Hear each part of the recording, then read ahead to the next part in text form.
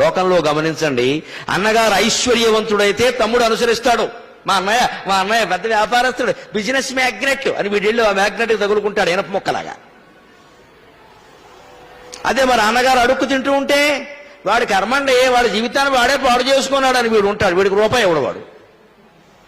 ఇది లోకంలో అన్నదమ్ముల పరిస్థితి. పైగా మా అన్నయ్యకి ఎలా బతకాలో తెలియదండి, వీడికి తెలిసింది ఇక్కడ మొత్తం. పోనీ ఏదో అయింది, వాడు బతుకు పాడైంది, మనం వాడికి ఏదో సాయం చేయగలం, చేయొచ్చుగా, చేయగలిగినంత చెయ్యి. వ్యాఖ్యానం దేనికి? నీ తోడబుట్టిన వాడు నీకంటే ముందో వెనకో పుట్టాడు, ఆ మాత్రం చేయలేవా? అన్నదమ్ములకు కూడా, బయట వాళ్ళకి కాదే. మా అన్నయ్య ఆస్తంతా తగలబెట్టేసుకున్నాడండి అని ఏదో చెబుతాడు వ్యాఖ్యానాలు చేసి తప్ప, అదంతా గొడవ ఎందుకు? మన అన్నగారిని మనం 10 మందిలో పలసనెందుకు చేసుకోవాలి? మనం చేద్దాం సాయం, మన అన్నగారే కదా అని చేయకూడదా అని. లోకంలో అన్నదమ్ములు ఎవరైనా, అన్నగారు ఐశ్వర్యవంతుడైతే తమ్ముడు అనుసరిస్తాడు, అన్నగారు పదవిలో ఉంటే తమ్ముడే పెత్తనం చేసేస్తాడు. మంత్రులు ఎమ్మెల్యేలను గమనిస్తే తెలుస్తుంది, అసలు వాళ్ళకంటే ఈ బావమరుదులు తమ్ముళ్ళు వీళ్ళ పెత్తనమే ఎక్కువ.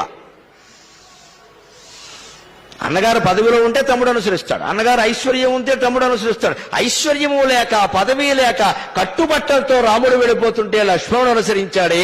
లక్ష్మణుడిని మించినటువంటి త్యాగమూర్తి ఎవరైనా ఉంటారా? ఇది రాముడు. లక్ష్మణుడు చేసిన త్యాగాన్ని గమనించండి అని చెప్పడం కోసమే వాల్మీకి హా అన్నాడు. హా అంటే ఆశ్చర్యార్థకం. ఎంత ఆశ్చర్యం ఇది!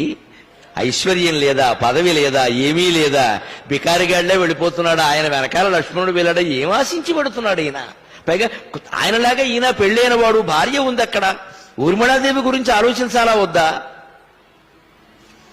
నాకు ఇష్టమే కానీ అన్నయ్య మా ఆవిడ ఒప్పుకోవట్లేదంటే గొడవలేదుగా. చాలా మంది అలాగే అంటారు తప్పించుకోవడానికి. నాకు ఇష్టమే కానండి మా ఆవిడ ఒప్పుకోవట్లే. అప్పటికి ఈయన భార్యావాక్య పరిపాలకుడు, అదో గొప్ప విషయం. అది పితృవాక్య పరిపాలన లాగా భార్యావాక్య పరిపాలకుడు. ఇక్కడ వచ్చింది భార్య, ఆవిడ ఎన్నో మంచి సలహాలు ఇచ్చి ఉంటుంది, అప్పుడు ఈయన ఒప్పుకోడు. ఇది నచ్చింది ఈయనకి, మా ఆవిడ ఒప్పుకోవట్లేదండి. మరి ఆ మాట చెప్పచ్చే, ఏమీ చెప్పకుండా ఊర్మిళకి మాట మాత్రమేనా చెప్పాడో లేదో, ఆయన వెనకాల ఈయన వెళ్ళిపోయాడే.